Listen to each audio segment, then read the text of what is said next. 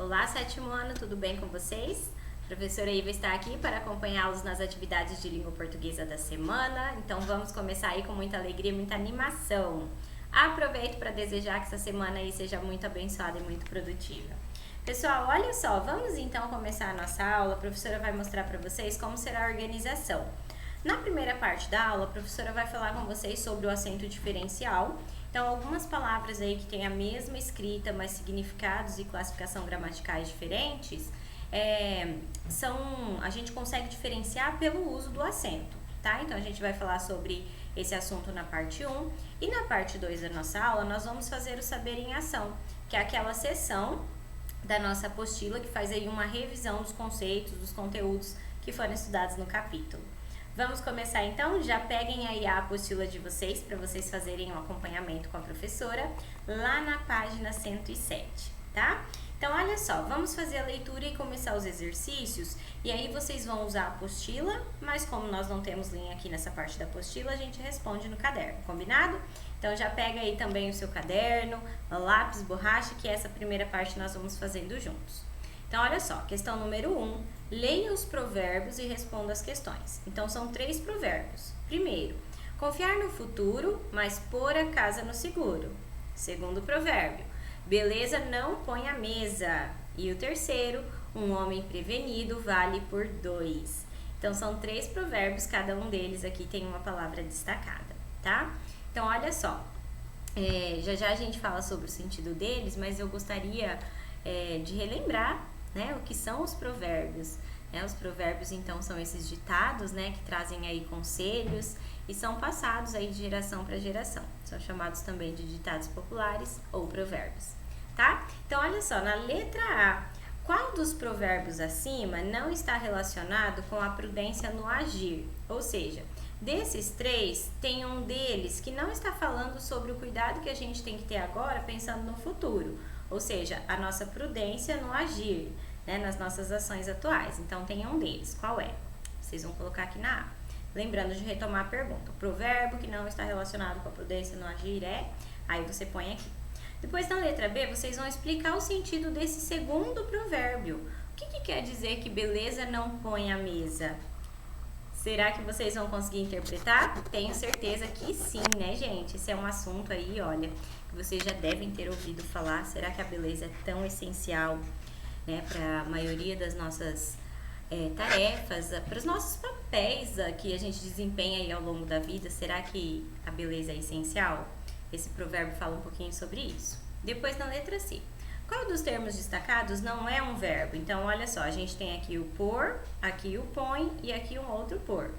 Qual deles 3 não é um verbo? Prof, mas como que eu faço para saber? Pelo próprio contexto, né? Então, pela leitura do provérbio, você consegue identificar se é ou não o verbo, né? Se é uma ação de pôr ou não. Depois, graficamente, o que diferencia esse termo do primeiro provérbio? Então, qual é a diferença do pôr aqui e aqui no primeiro provérbio, né? Então, aí, ó, tem uma diferença gráfica, uma diferença na escrita que a gente consegue perceber. E depois, em relação à função gramatical, né, gente? Se nós temos um que é verbo, o outro é o quê? Quem consegue se lembrar? É um conteúdo que nós estudamos aí nas últimas aulas, tá? A professora até falou, assim, uma frase, as principais, para vocês conseguirem decorar de uma forma mais fácil. Quero ver quem vai conseguir se lembrar. Depois, pessoal, vamos lá para a página 108, nós temos a letra D. Que outro verbo poderia substituir as formas verbais em destaque nos provérbios? Então, no lugar do pôr, o que a gente pode usar? Tá? Vocês vão pegar aí um verbo que tem esse mesmo sentido. Agora, na número 2, olha só. Observe a situação e responda. Mãe, por que o Pedrinho pode jogar videogame e eu tenho que fazer a lição? E aí a mãe responde, porque ele acabou toda a tarefa. Ontem ele não pôde jogar. Então, agora a gente tem aqui, ó, letra A, retire do trecho uma oração que apresenta uma locução verbal que indica tempo passado. Então, olha só, em uma das frases aqui que as personagens usaram, elas colocaram aí, elas utilizaram o verbo no passado. Qual frase foi? Identifique e copie na letra A. Depois, na letra B, que locução verbal a irmã de Pedrinho usou na oração para indicar o tempo presente? Prof, o que é locução verbal mesmo? Quando eu tenho 2 palavras, nesse caso de locução verbal, 2 verbos que desempenham aí um papel de um. Um é o verbo auxiliar e o outro é o verbo principal, tá? Então, procurem aí na fala da menina os dois verbos que ela utilizou aí nessa locução verbal. Depois, na letra C, qual é a conclusão, então, que a gente pode tirar entre o uso do acento ou não na palavra pode ou na palavra pôde, né? Então, olha só, qual é a diferença? Pelo exercício, a gente já conseguiu perceber. Não vou falar agora para não dar resposta, vão pensando aí. Olha só, pessoal, na número 3, vocês têm que marcar um X, né? Em qual das frases abaixo não foi acentuada corretamente. Então, uma delas 3 teve um acento aí utilizado de maneira errônea. Então, procurem qual é e marquem um X que a gente faz a correção na próxima semana, tá? Vamos lá, então, continuando agora, vamos ver aí a parte teórica, né? Então, olha só. Como eu já expliquei lá no início para vocês, o acento diferencial, ele vem então para mostrar, né, para trazer aí a diferença entre vocábulos que são idênticos na escrita. Então, esse acento que a gente usa é chamado de acento diferencial, tá? Então, olha só, vamos ver aqui quais são as palavras que nós vamos aprender hoje. A palavra por, sem acento, é uma preposição. Isso mesmo, ó, quem acertou aquele exercício anterior? Então, o por é uma preposição. Então, olha o exemplo, o por sem acento. Todos devem lutar por um mundo melhor. Esse por sem acento, preposição. Memorizem aí. Pega o marca-texto de vocês para irem grifando as informações. Depois, o por com acento, ele é verbo que tem sentido de colocar, de apoiar, de botar, de incluir, tá? Então, olha só. A menina ajudou a pôr a mesa. Esse por, ele recebe o acento diferencial para a gente não confundir com a preposição, tá bom? Então, vocês não podem se esquecer. Se o por estiver sem acento, ele é preposição. Se ele tiver aí, então, o acento diferencial, significa, então, que ele é verbo, tá bom? E depois nós temos o pode e o pôde, né? Nós temos aí até uma diferença na pronúncia, que é marcada, né, pela presença, então, do acento diferencial. Então, olha só. O pode, sem acento, é a terceira pessoa do singular do presente do indicativo. Então, lembrem que nós estudamos os tempos verbais, né? E lá na terceira pessoa do singular desse presente do indicativo, o verbo poder é ele ou ela pode, né? Então, nós temos aqui, não temos, aliás, o uso do acento. Então, olha só, você pode ficar sossegado, eu irei com ela, tá? Então, grifem aí a palavra presente, para você não se esquecer que o pode sem acento é presente. Já o pôde é a terceira pessoa do singular do pretérito perfeito, ou seja, do passado. Então, grifem aqui a palavra pretérito para você conseguir se lembrar que o pôde, então, com acento diferencial, é passado, tá bom? Então, olha só aqui o exemplo. Minha mãe ficou presa no congestionamento, por isso não pôde estar na reunião, tá? Então, olha só, não dá mais para confundir, certo, pessoal? Aí, olha só, o acento diferencial, que também era utilizado, né, nas palavras que tinham aí as vogais repetidas. Então, depois do nosso acordo ortográfico, a prof gosta de trazer aqui porque sempre surge essa dúvida. Então, olha só, essas palavras eram assim, abençoo, magou, creem, perdoou. Todas essas palavras perderam esse acento. Tá? Então, não tem aí a necessidade de usar o acento nessas palavras terminadas com duas vogais iguais, tá bom? Fiquem de olho. Pessoal, agora vocês irão fazer as atividades, tá? Página 109 e 110, vamos colocar aí em prática o que foi aprendido. Se você ficar em dúvida, não se esqueça de entrar em contato com a professora. Vamos para a segunda parte da nossa aula, então. Lembrando que você pode pausar o vídeo, fazer um pouco das atividades hoje, pouco das atividades talvez mais tarde ou amanhã, só não deixem de fazer, ok? Vamos lá então, saber em ação, pessoal, página 114. Esse saber em ação, ele vai retomar então o conteúdo de transitividade verbal, que a professora explicou para vocês na aula anterior. A prof fez um vídeo, gente, muito detalhado, tintim por tintim, sobre transitividade verbal. Então, caso você ainda não tenha assistido a esse vídeo, seria muito interessante que você assistisse, tá bom? Porque aí você vai conseguir entender melhor os conceitos que nós vamos rever aqui hoje. Olha só, dentro desse espaço nós vamos resumir os conteúdos aprendidos. Então, olha só, o verbo, nós temos aqui o verbo intransitivo, né? Ou seja, aquele que não tem um significado que transita para um complemento, por isso é intransitivo, de não transitar. E depois nós temos o verbo transitivo. O verbo transitivo tem 3 tipos. O transitivo direto, aquele que não tem preposição entre ele e o complemento. O transitivo indireto, ou seja, ele também tem complemento, mas entre ele, né, o verbo e o seu complemento, tem aí a presença da preposição. E nós temos também o verbo que é transitivo direto e indireto, que algumas gramáticas vão chamar de bitransitivo, porque ele tem aí as 2 transitividades, tá bom? E aí, galerinha, depois nós temos os complementos, né? Então, já que o verbo transitivo precisa de complemento, olha só, o próprio nome já diz, transitivo, transita. O complemento, o significado transita para um complemento. Isso significa que esses complementos, eles vão ser classificados da seguinte maneira. Se o verbo é transitivo direto, o complemento nós vamos chamar de objeto direto.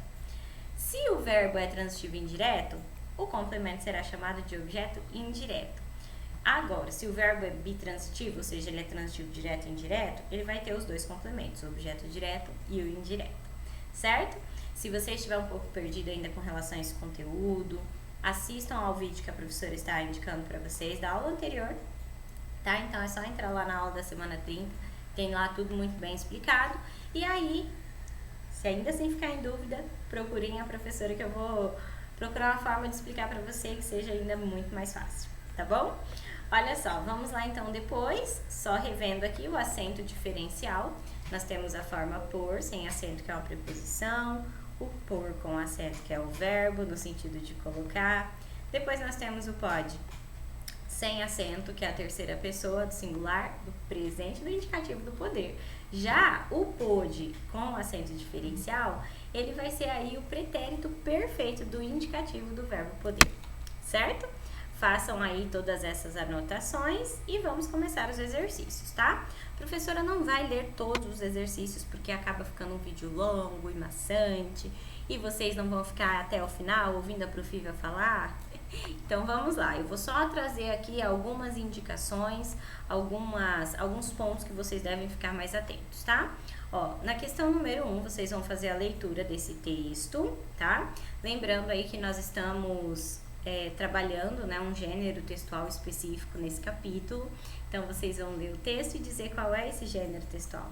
Ele é notícia, ele é poema, ele é um conto, o que ele é, tá? E quais são as características que levam a gente a essa conclusão? O que diferencia, então, esse texto de outros que você conhece para fazer com que você considere ele ou um poema, ou uma notícia, ou um conto e assim por diante. Depois, principal assunto. E aí, depois na letra C, aqui tem uma pergunta, o que é o CONAR e qual é a função? Então, olha só, gente, aparece ali no texto, tá? Mas só para vocês entenderem melhor, a sigla CONAR significa Conselho Nacional de Autorregulamentação Publicitária. O que isso quer dizer? Né? Que temos aí um conselho que vai regular para saber se as propagandas são ou não abusivas, né? Se elas estão dentro das normas desse conselho. Porque sim, gente, as propagandas elas podem levar o consumidor a um engano, né? Vocês já devem ter ouvido falar aí nas propagandas enganosas. Você vê uma imagem de um jeito e quando chega o produto é de outra forma, quando você compra, né, pela internet, ou você compra achando que tem uma qualidade, porque aliás o produto promete e depois não tem. Então quem coordena, né, quem vai aí fazer a parte de aceitar essas denúncias, né, é o CONAR, tá? Então, só para vocês conseguirem responder aqui o que é o CONAR e a função do CONAR, tá? Então, ele seria aí uma forma de regulamentar essas propagandas. Já dei a resposta para vocês. Depois, vocês vão fazer a letra D e letra E. Depois, a número 2 também é muito tranquilo para fazer, tá? Olha só. Vocês vão ler a tirinha do Calvin e responder. Tem algumas questões aqui de interpretação, tá? E aí, depois, na letra D, olha só, analisando o texto Propaganda Enganosa e a tirinha acima, você acha que é possível manter a nossa individualidade diante da enxurrada de anúncios publicitários a que somos submetidos diariamente?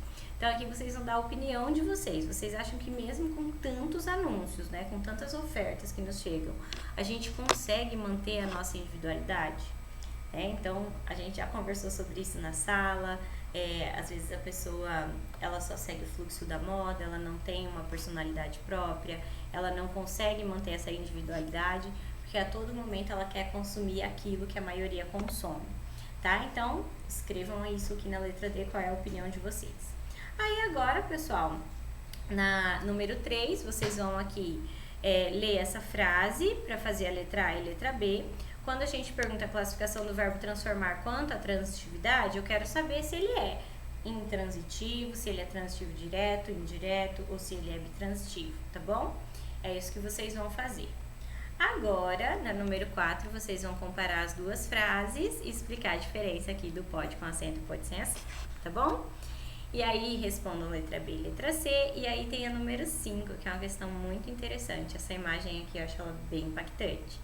Baseando-se na imagem ao lado, cria um pequeno texto que contém um verbo intransitivo. Então, anotem aí o que tem que ter, ó, grifem aí. Um verbo intransitivo, ou seja, que não precisa de complemento, e também o verbo por na terceira pessoa do singular, pretérito perfeito do indicativo. Como é que vai ficar?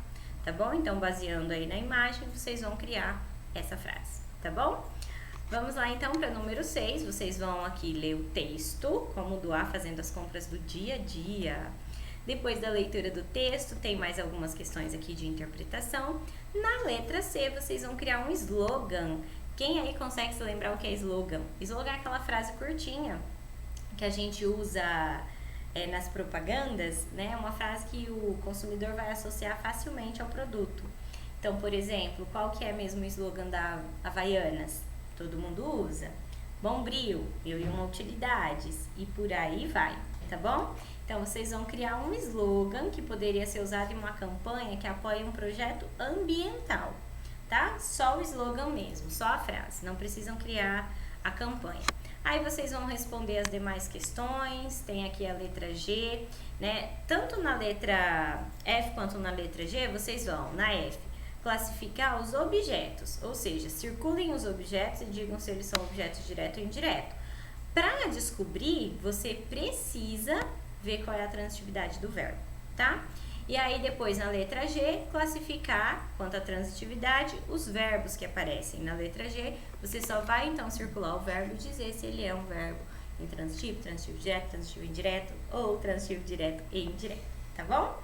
Galerinha, e aí para finalizar a questão número 7, tem mais uma tirinha pra gente fazer a leitura, tá? E aí vocês vão trazer a classificação gramatical da palavra por nessa primeira frase, e aí depois vocês vão construir uma oração também utilizando por com o mesmo uso, né?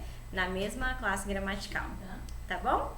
Galerinha, olha só, até a próxima semana, finalizamos aqui então a nossa aula. Se você ficou em dúvida, ficou algum exercício em branco e não conseguiu fazer, você precisa entrar em contato com a professora, lembrando aí que a professora Iva é do 7º A e B e a professora Renata no 7º C, tá bom? Fiquem com Deus, um abraço da prof, a gente se vê na próxima semana. Beijinhos, tchau!